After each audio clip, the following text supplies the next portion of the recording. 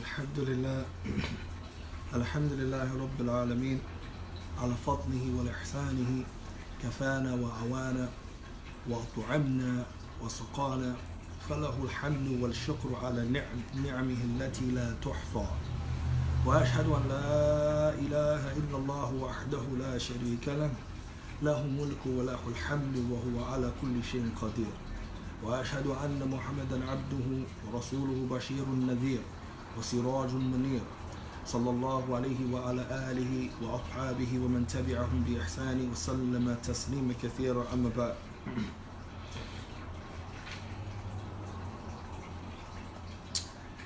Alhamdulillah, brothers and sisters, we all trying to strive to be upon al-Islam and to hold forth and hold on to our deen in these troubling times, especially as we get closer to the end of times, inshallah, or closer to the hour. We want to talk about a particular topic in regards to what a Muslim household look like. And many of us probably been Muslim for years, and many of us been striving by the permission of Allah Jalla wa Ala.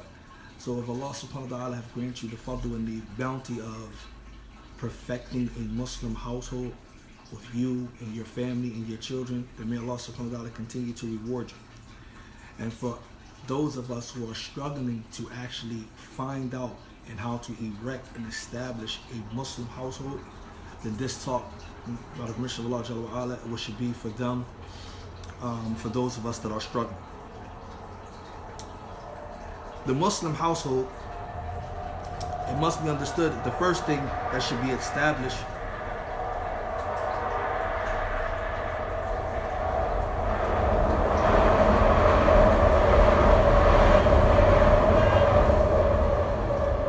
is that the house of the Muslim is incumbent that house be distinguished from any of the other houses.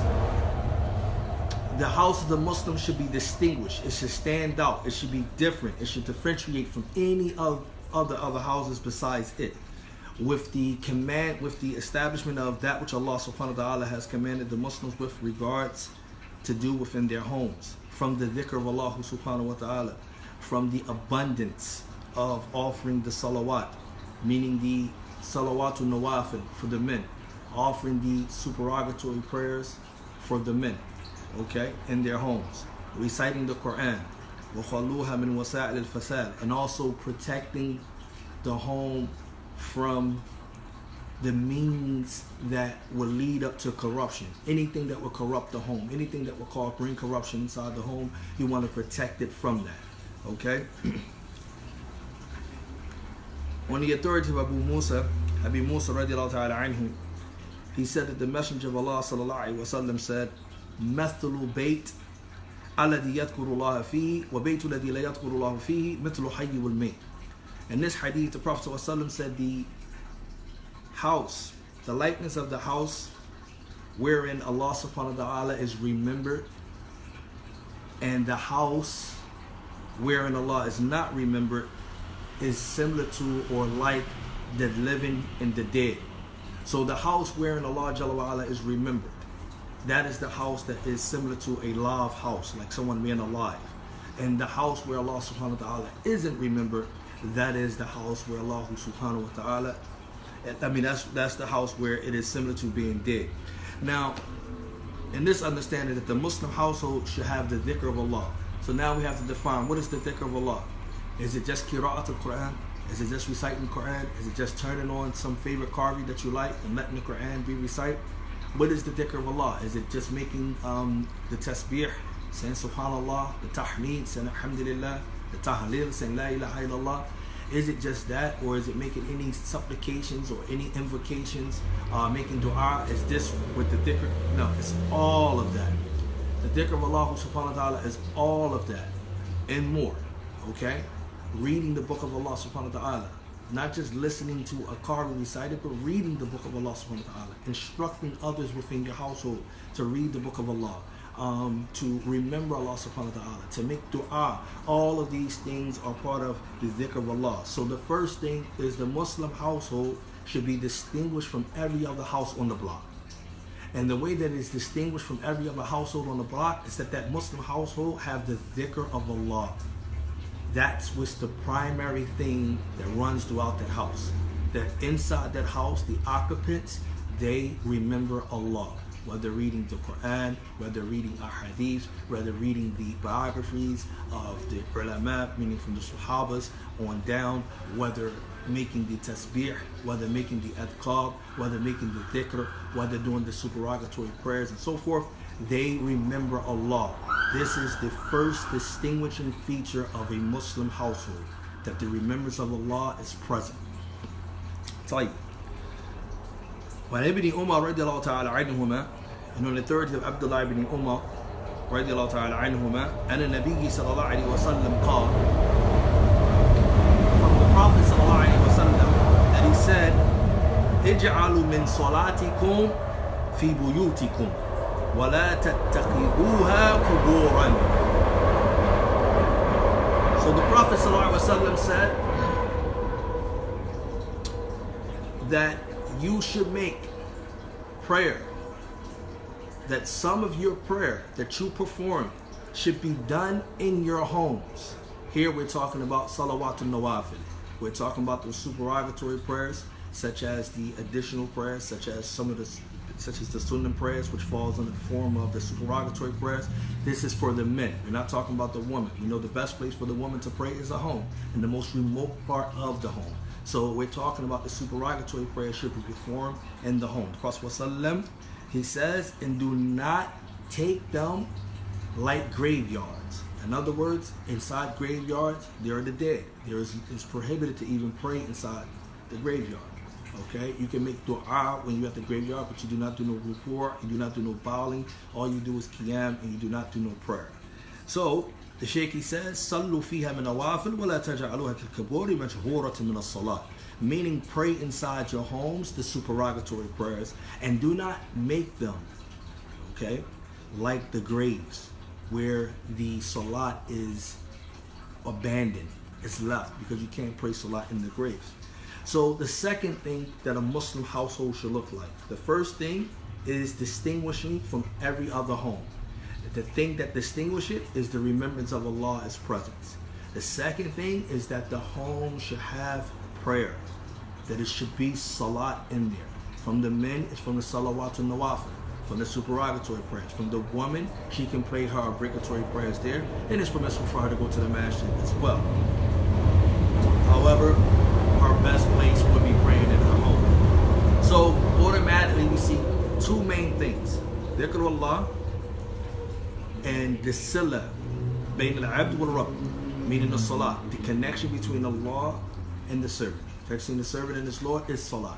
So the household of a Muslim must be maintained, and must be maintained by the remembrance of Allah. Is important, because many of our households, and I'm not excluding myself, due to the fitna of the satellites, due to the fitna of the TVs, the tubes, due to the fitna of the tablets, due to the fitness of the different devices that is inside our homes, due to the fitna of the music box and etc., we find ourselves more likely engaged in these things, which takes us away from the remembrance of Allah Jalla wa Ala, and we do not find ourselves established in our homes. And something you need to know, as we get ready to get to that hadith, well, I'll wait till I get to that hadith, inshallah, and that you will see why your homes should have these things in it as a Muslim household. On the authority of Abu Hurairah radiallahu ta'ala anhu, he says that Inna Rasulullah sallallahu alaihi wasallam qal, that the Messenger of Allah sallallahu alaihi wasallam, he said, La taj'alu buyutakum maqabir inna ash-shaytana yanfiru min al-bayt alladhi tuqra'u fihi surah al-Baqarah. The Prophet sallallahu alaihi wasallam said, do not make your homes, do not make your houses like the graveyards. Indeed, the shaitan he flees away from a home wherein Surah Baqarah is recited.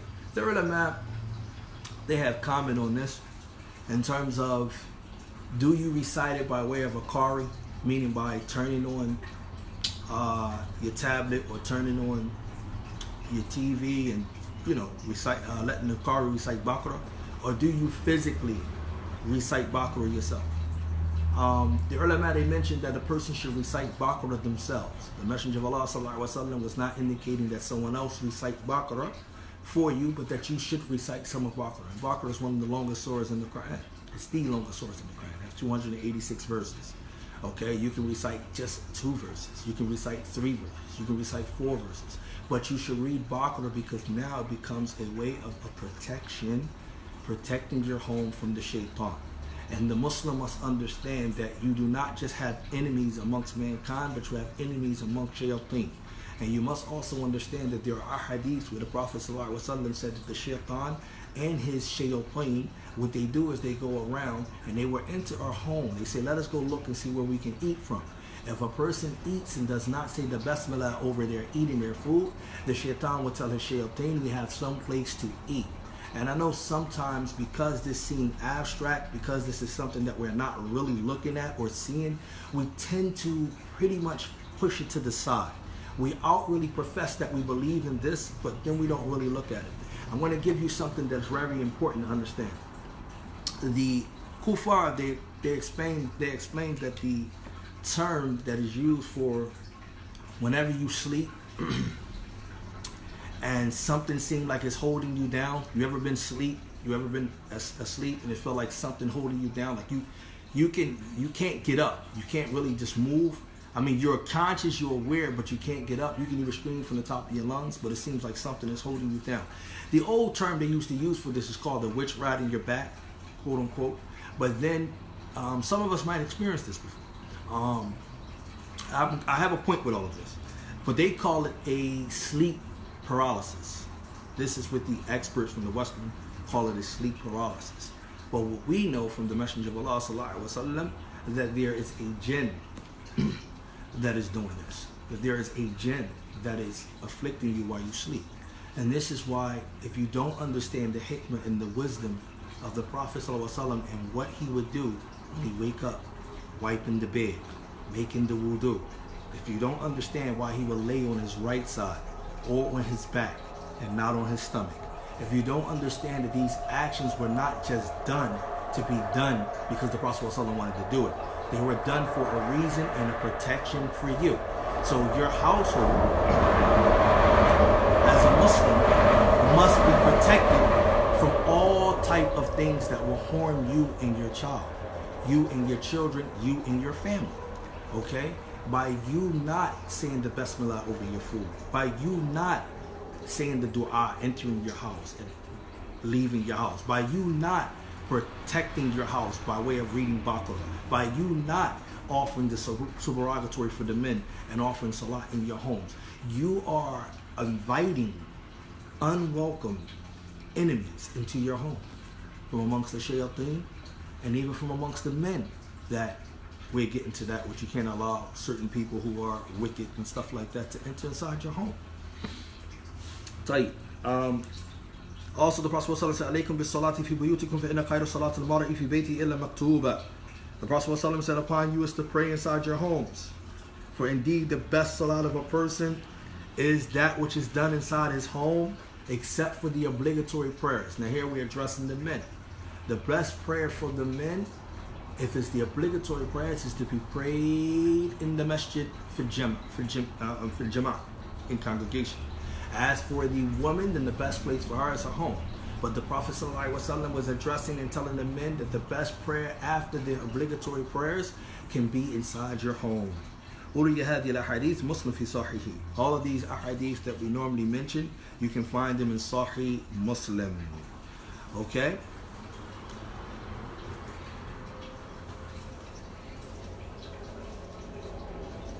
So all of that which we have mentioned from these ahadith that were quoted, the Shaykh is saying what we meant and what is meant by these ahadith is the legislation to enliven or to make the homes of the Muslims lively, to make it radiant, to make it alive, vibrant, right?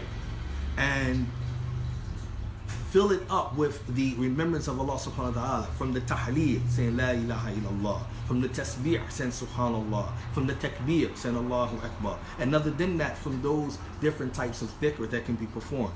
Wa ihya'iha, make it alive, make your homes alive, Okay? بإكثار من صلاة النافلة فيها, by offering or frequently making salat in it.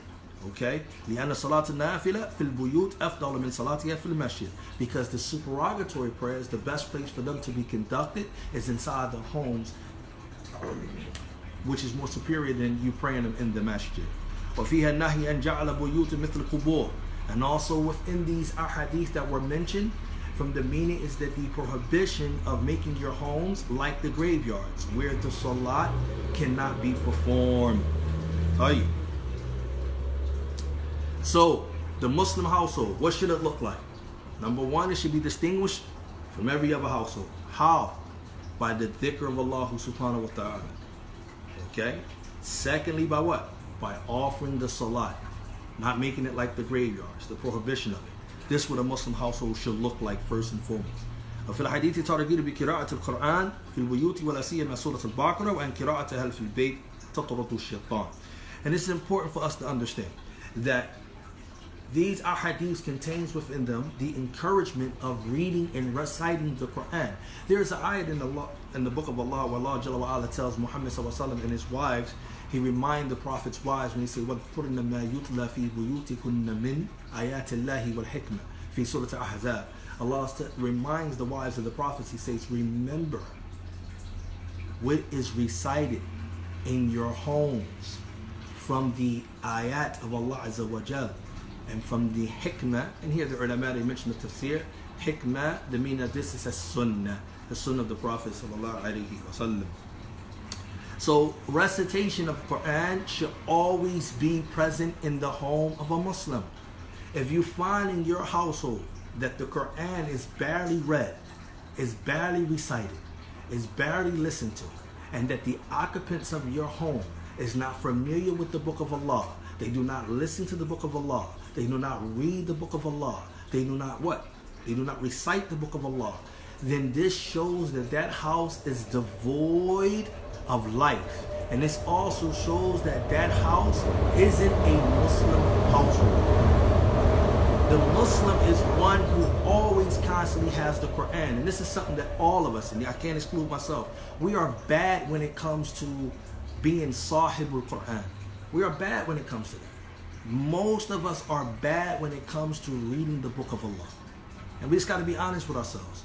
The book of Allah is not something that is ever present in our lives. You have the statement of Uthman ibn Affan radiallahu ta'ala anhu. He said that he cannot let a day go by without glimpsing in the book of Allah. He cannot let one day pass him by that he did not look into the book of Allah. We can let a week, a month, several months go by and we don't look in the book of Allah. And we don't even feel nothing about it. It's like it ain't no bad thing to feel about it. But we will argue another person down that we're Muslim. We're Muslim. But the Muslim is the one that's guided by the book of Allah. But you're not even reading the book of Allah. You're saying the book of Allah is haqq. You're saying the book of Allah don't contain no doubt. You're saying the book of Allah is this and the book of Allah is that, but you're not even familiar with the book of Allah. It's important. Also, this shows you the role that the book of Allah should play in your life. It should play that definitive role in terms of your roadmap, in terms of your governance, is via that book.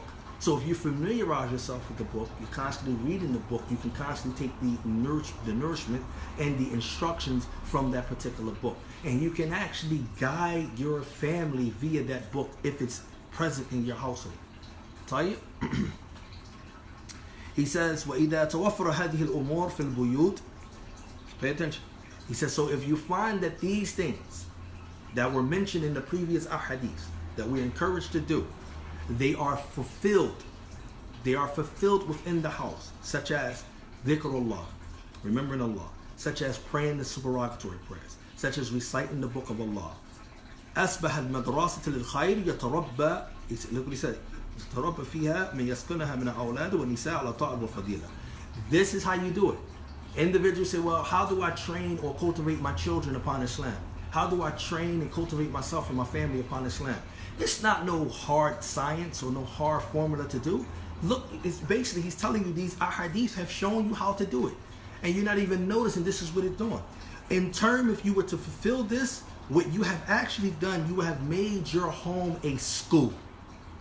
You have made your home a madrasa, a school that is for good, that's khayr, and that the people therein will have been cultivated and nourished from those who from amongst your children, from amongst your women, upon obedience and virtue. By you being that ideal example, by you just reciting Quran in the bed, by you listen to the Quran in the bed, while you remembering Allah in the bed, while you instructing those occupants to remember Allah subhanahu wa ta'ala in the bed, while you praying in the bed, while you doing these specific things, you are nurturing your children. And one of the things that we have to realize, if you look at the seerah of the Prophet sallallahu alaihi wasallam, there are not many ahadith where the Prophet sallallahu alaihi wasallam was instructing the children. He gave them golden pieces of advice here and there, but it wasn't too many ahadith where he was over top of them and instructing them, don't do this and don't do that. Just go back and look at those ahadiths. If you look at the children that was around the Prophet sallallahu alaihi wasallam, one of the things that the Prophet sallallahu alaihi wasallam would do, and you can learn something from this, the Prophet sallallahu alaihi wasallam, instead of badgering them on what they could do and what they could not do, he will lead by examples. Children are sponges. Children are observant. They observe. You understand? So the best way to teach a child is via your example. The child is going to pick up from what you do. The child is going to imitate you. The child is going to look at you for their guidance. So if you are cultivating yourself upon that which is correct, the child is going to develop themselves in that way and in that manner. So you become instrumental to the child once you start nourishing yourself other than that which will be correct, because that child is going to pick up from those bad habits. You understand? And many of us, we think it's cool that the child is dancing around and, just, cursing or something like that. We see it. Many people think that's cool. Child cuss you out. He says this, and that. And it sounds cute and it sounds all of this stuff. But in reality, you are shaping and forming and developing that child in those stages that you're not even realizing what you're creating and what you're causing later on. So then you say to yourself, well, I'm a Muslim. I've been trying to raise my kids upon Sunnah. I'm a Muslim man. I've been trying to give them deen, but they're rebellious. They don't want to do this, and that. But they all going to go back to their asl. All of us remember how we were brought up. All of us have parts of that we remember how we were brought up. All of us have some shared distinctive features that we have from our parents or those who are our caretakers. We still have it. We see it in ourselves when we deal with our children. So if that's the case, we need to make sure we cultivating them upon what is correct. طيب. He said, وَتَدْخُلَهَا الْمَلَائِكَةُ وَتَتَّبَعُدُ عَنْهَا الشَّيَاطِينَ. And this is important. This house that can fulfill, and this is what a Muslim household look like, and this is what a Muslim household should look like and should be like. If the house is like this, then this house is a house where the angels will enter and the shayateens will distance themselves from. Do you understand? This is a house. Now, let's just say, for example, if the house doesn't have any of this going on, then the opposite holds true. This will become a place where the shayateens will enter and the angels will stay away from.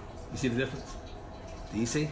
The Messenger of Allah sallallahu alaihi wasallam, he came to the house, and Aisha radiallahu ta'ala anha, she had just some images on like her curtains.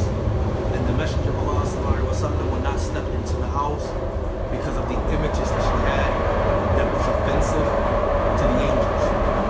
And he said, I would not step in a home where the angels are not invited. Pay attention to this. I would not step in a home where the angels are invited. And we, as human beings, especially as Muslims, we do not even have the wherewithal, or the understanding that the angels are those beings that Allah have placed in charge of us to protect us from certain things, to record certain things, and that we don't be conscious enough that what offends them, that we don't be mindful of that. And here is the Messenger of Allah sallallahu alaihi wasallam telling his wife, I'm not stepping in the home until you remove those images, which is offensive to the angels. How many of us got pictures stacked up to here? That's inside our homes. How many of us got pictures just all around the homes? You walk in the living room, there's pictures of everybody. You got grandmom, you got niece, you got son, you got daughter, you got all of these different pictures. But we Muslims. But the household don't reflect it. So you think angels coming in there where the pictures at? Pictures of things were sold, you think the angels are coming in there, right? We got the pictures just laying around. They plastered all over. But this is a Muslim household. Do you understand what I'm saying? A Muslim household is not one that's offensive towards the malaika. For believing in the malaika is from our iman. That is from our iman. We believe in the angels. So why wouldn't you want the angels to come in your home and protect your home and so forth and so on? Why wouldn't you invite them to be in your home? But you're being offensive to them because you got pictures hanging around. And this is something that we have. We got pictures hanging around. We got offensive smells coming from the home. Whether we let people that we know, whether they're our family members, whether they're our children, whether our nephews or our nieces, they're in there smoking, whether they're in the basement, whether wherever they're at, and we allowing those offensive smells to chase away the actual angels from coming in. But we're telling ourselves that we're Muslim because we got a thobe on and we got a guard, and that we might make it to Jumu'ah here and there, and that we might pray 5 times a day for a week straight. We're telling ourselves that. But our home is supposed to be the very school, the very definition of that foundation to height. So then you send your child out to a school, and your home is a home of destruction and devoid of remembrance of Allah. So that child now have to come back to an environment that does not incite or encourage him or her towards doing that which is right. But you want them to learn everything in that Islamic school which is right. And it's a contradiction when that person come home. We gotta get it together. Got to get it together. If we were to look at the Prophet's homes, you would see everything that's being said here was being done in the Prophet's home. Sallallahu Alaihi Wasallam. وإذا خلت البيوت من هذه الطاعات صار قبورا. If we were to leave the homes, devoid the homes of these different acts of obedience that were mentioned in our hadith, the homes would then become like graveyards. Okay? It will be homes wherein dead hearts occupy and live in. Okay? When كانوا أحياء الأجسام, even if their bodies are alive. So even if the bodies of the people are alive, they're moving, they're functioning, but the hearts are dead. You see how Islam plays? Islam plays like this. You can't say I'm Muslim and then there's no actions. Islam doesn't, this is the only thing that's not going to allow you to get away with that. You're not going to say, I took Shahada, but I don't have to do nothing. No, this deen is, you got to pit up. You got to walk the walk, man. This is this deen. You know what I mean? It look pretty, it look this. No, the deen is you got to walk the walk. And you can cultivate yourself. There don't have to be no science, no great science. You can actually cultivate yourself upon that which is good. يُخَالِطُهُمُ الشَّيْطَانِ. And he mentioned it here. وتبتعد عنه ملائكة الرحمن. And what will happen is the shaitan will mix with these people inside their houses. And the angels would distance themselves, the angels of Rahman would distance themselves away from that house. If you don't know anything of the characteristics of the angels, whenever angels are present, that means what? There is some protection from Allah Jalla wa Ala for you.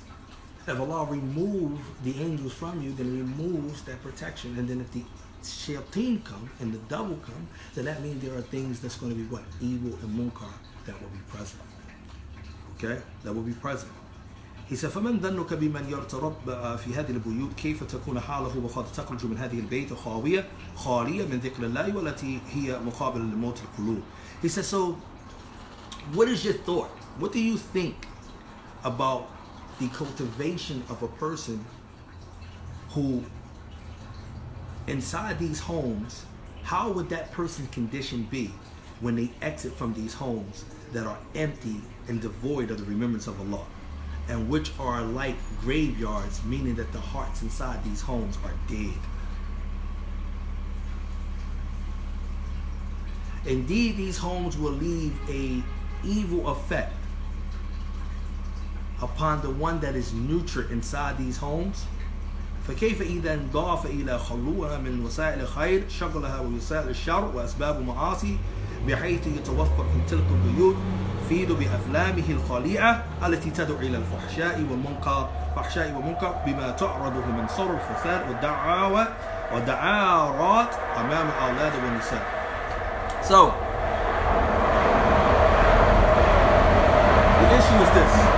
We're not telling our children, well, may Allah forbid that we are, but we're not telling our children to be criminals. We're not telling our children to be mujrimun, to be disobedient to Allah Azza wa Jalla. I would like to think. We're not telling our children to, or our women to be rebellious, or to be a fasiq, or to be an open sinner. We're not telling our family. But what we are doing by devoiding and by keeping away from them the proper tarbiyah, the proper way, and by not nourishing them upon the Islamic way, you are indirectly telling them that, because you are leading them to their destructions. The Shaykh is saying, what do you think about the condition of someone who lives in a home that is devoid of the remembrance of Allah, that is devoid of prayer, that is devoid of all of those things that are light and obedience and the dhikr, and that has invited the shayateens and the shaitan inside that home? It's going to incite that individual to all types of evil, all types of deceiving acts, all types of evil. That's the premise, or that's the arena that you are cultivating those women and those children in such a home like that. When you breed the ground like that, you are breeding the ground. And we see it a lot, because sometimes when we say, it's crazy, man, see all the white kids and shot up their school like that, or see how that white guy and came back and killed all those kids, and first thing we do is we blame the parents, right? We say, well, it was their parents because they allowed them to play those video games, they allowed them to do this, and I mean, it probably wasn't the video games, but they allowed them to talk to them any type of way, they allowed them to do X, Y, Z. We go right back to the cultivation of what's taking place in the home. That's what we go back to. We go back to how they were raised and what was taking place in the home. But we have to also take that and look at ourselves. If it's Muslim children going out, behaving in a manner that's unbefitting to the Islamic etiquettes, then that 9 times out of 10 will have to point back to what type of home or environment is for that child. If that woman is coming outside of her home and she's behaving or displaying herself other than Islamic etiquettes, it will have to go back to what type of environment that she is inside her home. What does a Muslim household look like? These are some of the things we see that a Muslim household should look like. What should a Muslim household look like? Should it be devoid of remembrance of Allah? Should it be devoid of making supererogatory prayers? Should it be devoid of having the angels visited? Should it be devoid of the adhkar and things like that? This is a breeding ground for disruption and corruption. And I can't go too long. Get ready to slow up. He says, so you don't even get onto this part. SubhanAllah azim. So he says, what happened inside these homes, you're going to see that there is a lot of, well, here he used cassette tapes, but we know now we got the, not just the CDs, we got like the MP3s, and we got like the computers and things like that can play with the Apple Music and stuff. Inside these homes, we have a lot of music that's being played, a lot of music that calls and inspires your soul towards things that you shouldn't be doing in the first place, and crimes and stuff like that.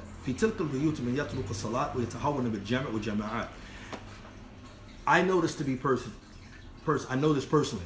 I really experienced this personally. Sometimes we don't really think of the effects of sin. So we don't think that music and pastime and looking at videos. I mean, we all have, look at our shows and things. We don't think that have a bearing on our Islam. Sometimes we don't think that it does, but in truth, it really does. What it does is it makes you lackadaisical on doing and carrying out the obligations that you're supposed to carry out, such as your salat will be attacked. If a person is constantly listening and engaging into music, what will happen is, we're engaging in some pastime, they will find themselves really not energetic to do acts of obedience. And they will find themselves really lackadaisical to do acts of obedience. And the first thing, or one of the first things that will be attacked, is their prayer. So they will become negligent in regards to prayer. And then they will leave off the prayer via the negligence, via the laziness, via this, etc., etc. So they won't pray on time, or they won't guard their prayer as much, because they are being affected and they're not looking at the extent of that affection. So what will happen would that the men will leave off the congregation, and they will leave off praying in congregation. وقد هم النبي صلى الله عليه وسلم بإحراق مثل هذه البيوت بالنار على من فيها مما يتخلفون عن صلاة الجماعة. And the Prophet ﷺ, he intended one time to burn down the likes of these homes with fire for anyone that remains behind from praying in the congregation of prayer. This is for the men, not the women. So he said, what about the case or the result of the people who don't pray in totality? The Prophet ﷺ was just going to burn down the houses of the individuals who wasn't praying in congregation. It didn't negate that they weren't praying. It just that they weren't praying in congregation. He said, so the Sheikh is saying, so what about those who don't pray in totality, those who don't pray at all, but have the name of Islam, but have shahada, but they don't pray at all? In the مثل هذه البيوت وهي يوم كثير. He said, the likes of these homes, there are many. There are many today. تكون أوقارا للشر. They are places that are breeding grounds for evil. وجراثيم مرضية. And they are places wherein not only these crimes are being committed and that are harmful, but they are sick. Okay? They are sick. That's the type of places that we're dealing with. Last but not least,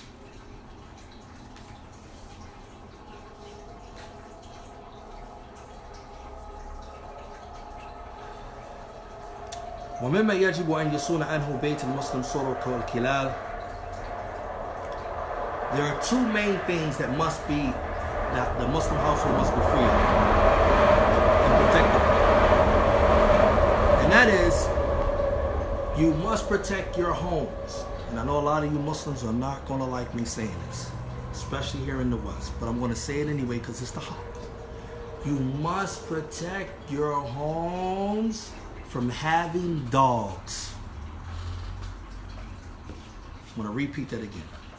You must protect your homes from having dogs that occupy inside the home. Now, if you have a dog in the yard, and there's different rules and regulations of the type of dog, as long as especially it's not an all-black dog, which gents can take the apparition of those black dogs. You don't want a smoky black dog, but if you have a dog, that dog should not be in your house.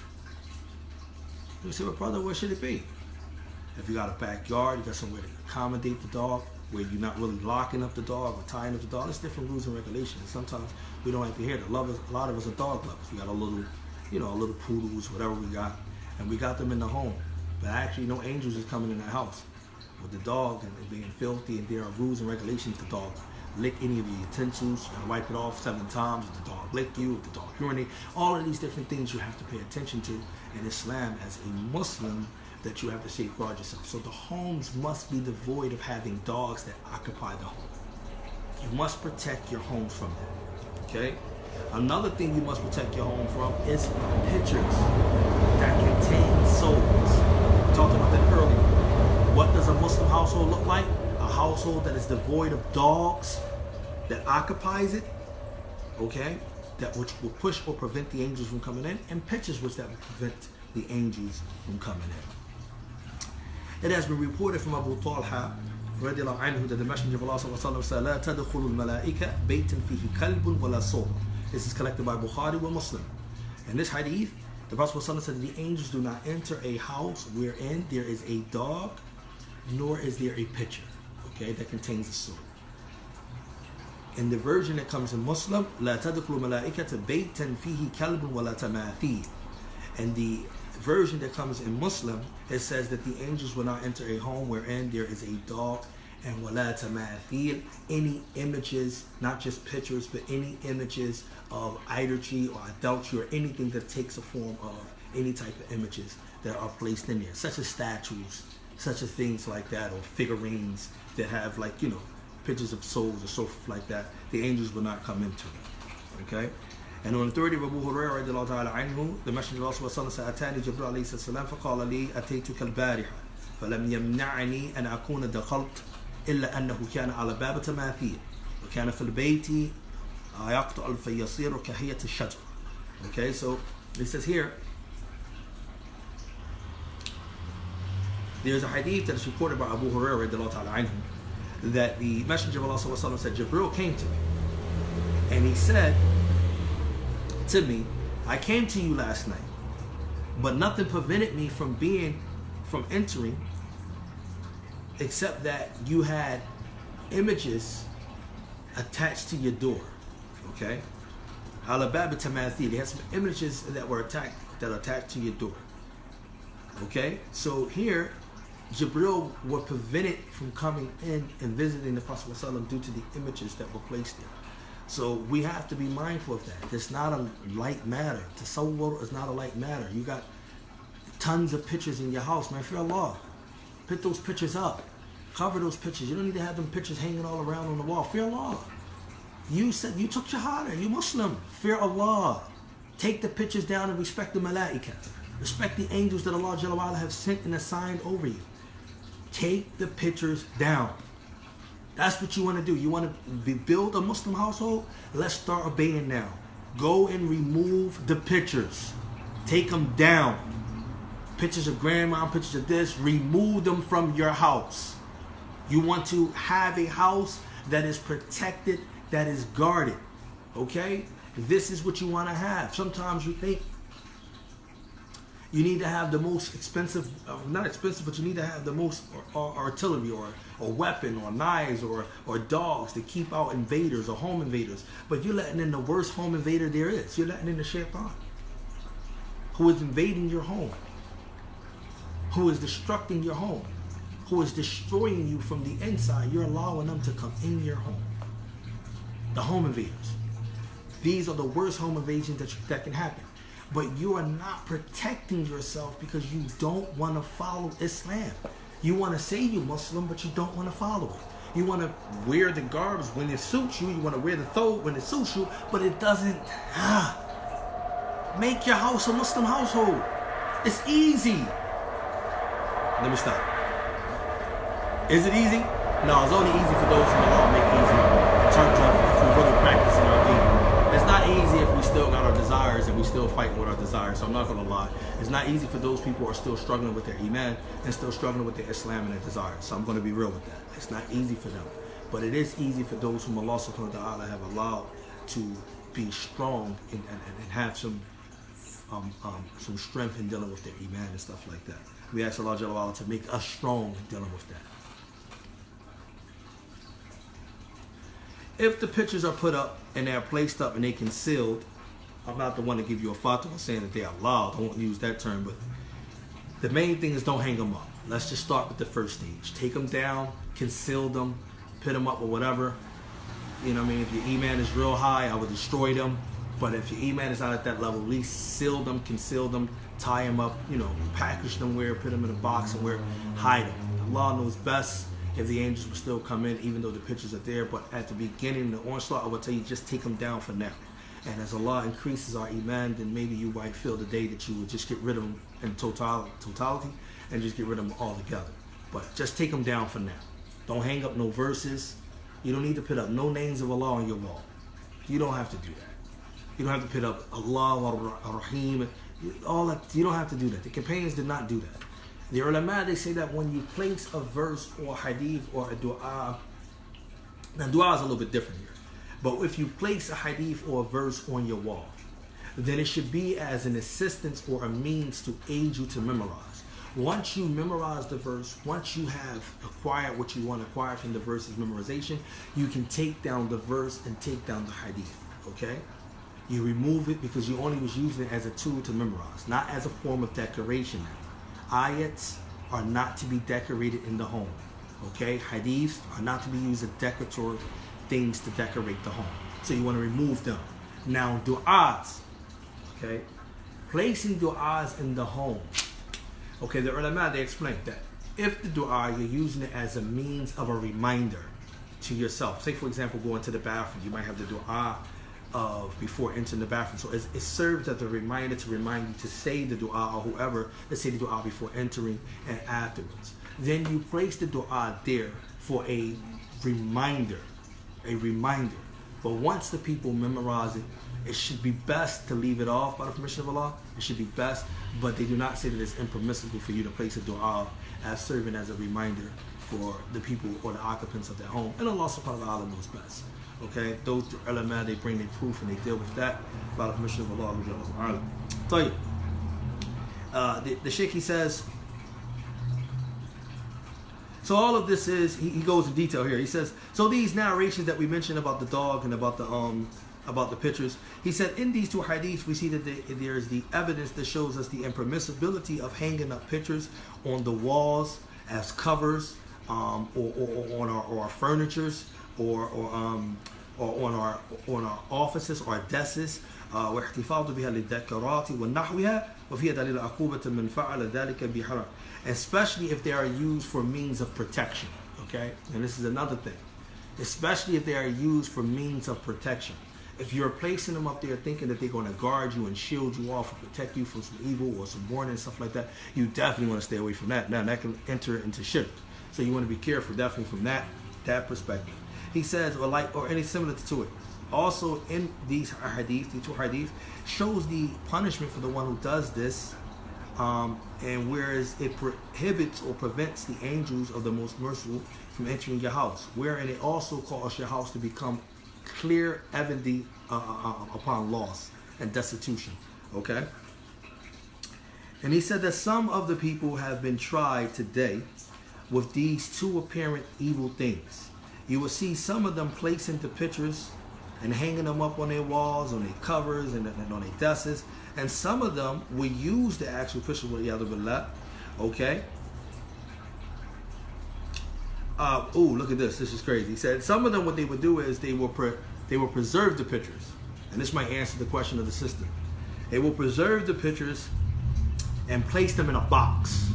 All right, a specific box, where they will make as a tool or something that they place to remind the children, okay, or their friends. So they would take their pictures, right, and then they would take a box, a special box, and then they would tie up their pictures, or they wrap their pictures up and they place inside these boxes. You know how we do, we put them in our shoe boxes, we put them on different things like that, and we use them as means of memories to show our children or our friends, oh look at this, oh look at that, right? So the Shaykh says some people do that.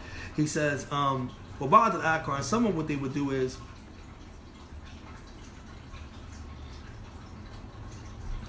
they would use them for beautification. Some of them would use them as a means of beautification.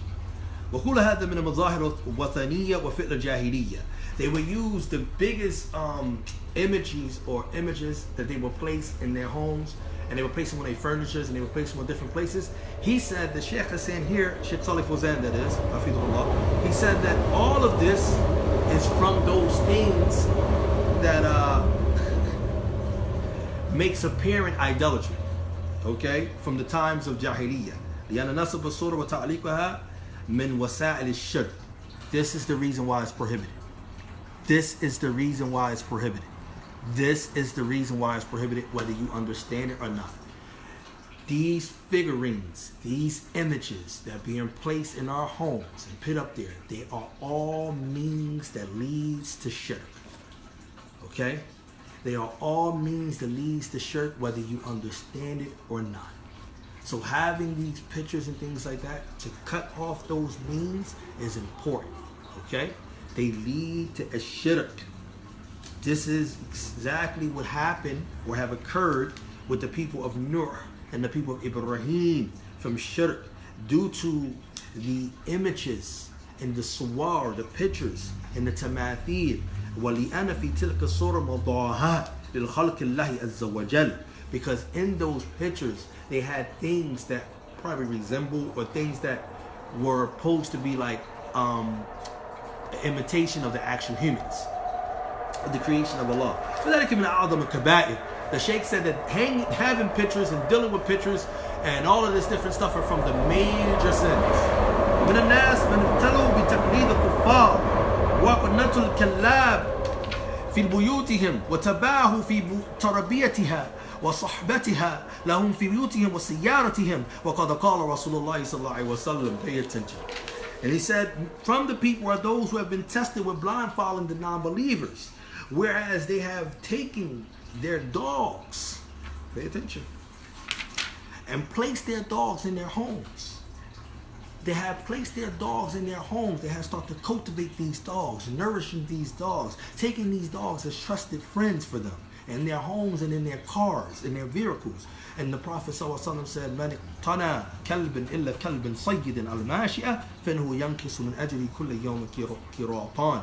ورواه مالك وبخاري ومسلم حديث في هذا كثير ومشهورا. And the Prophet ﷺ mentioned about those who uses the dog, except for the dog that is used for sayd, for game, hunting game, like when you go hunting, you can have a dog for these means here, or mashia, dogs that are used for like shepherds and stuff like that, walking and so forth. فإنه ينكس من أجره. As long as you have that dog each day, that dog is in your present, are not used for these two means, then a reward is being subtracted or taken away from you for kiratan. This is collected by Bukhari and Muslim. He said, وَقْتِنَاءُ كِلَابَ فِي الْبُيُوتِ وَاسْتِطْحَابَهَا خَارِجِ الْبُيُوتِ لِغَيْرِ حَاجَةٍ المرقصة فيها شرعا وهي راسة الماشية والزرعة واتخاذها للصيد واتخاذ لغير ذلك فيه محاذير. So he tells us that the purposes of having dogs, as it mentioned in this narration that's collected by both Imam Malik and this Muwatta and by Bukhari and Muslim, is to show us that dogs inside the homes, outside of the homes, if they are used for other than a specific need that is mentioned in the Sharia, such as guarding the person's guarding the sheep or so forth like that when you're a shepherd, or guarding the person's crop or cultivation, or taking them to use them as to hunt and so forth, then there are certain things one must be aware of. First, that they prevents the angels of mercy from entering the home. And he says, so he asks a question, which Muslim will suffice themselves of having the angels of mercy not to come to their home? Right? Second, they removes a reward, kiratan. It takes two rewards away from the person who actually engaged and have them in there. And he said that this type of naqs, this type of subtraction, is a tremendous subtraction because it's continuously. As long as you have dogs outside of these purposes that's legislated, then is a continuous detraction from your reward, subtraction from your reward. And we know that the Muslim is one who does not neglect to, ascertain his or her reward. كما جاء تفسيره في بعض الأحاديث بأنه مثل الجبل العظيم. So he said, what kirat, the meaning of kirat has been explained, its explanation has been explained in some other hadiths. And the likes of it is like a tremendous mountain. So it's like a big mountain. It's like a huge mountain. A kirat, and the Prophet said kiratan. Alright, he says two of them. So the reward is like two mountains. So just imagine all that reward you're just throwing away. You're throwing a mountain worth of reward. A huge mountain worth of reward. He said, he said, thirdly, what you're doing is, in that you are resembling and imitating the non-believers, those who nourish their dogs. Well, the shabbah will be him haram. And we already know imitating the kuffar is impermissible, for the Prophet said, "Man tashabbaha biqawmin fahuwa minhum." Whoever imitates the people, then he is from them. Fourthly, ما يحصل بها من أضرار كأذية الجيران والمضراء بهذه الكلاب وأصواتها. Fourthly, what occurs from the harm of having these dogs, like annoying your neighbors, okay, or the passerby, in terms of from these dogs, from their voice being loud, barking, waking them up and things like that. He said, وَلِمَا فِيهَا مِنَ النَّجَاسَةِ وَالْأَضْرَارُ الصَّحِّيَّةِ فِي لِعَابِهَا وَمَلَامَسَتِهَا. He said also what contains in it from their impurity that they have, the harm, the impurity they have, those things that are sound that can be tarnished from their horn. Also due to from their licking things, okay? And they're touching things. We already know that a dog licks you. There's a legislation that you 7 times and so forth like that. So the Shaykh mentioned that.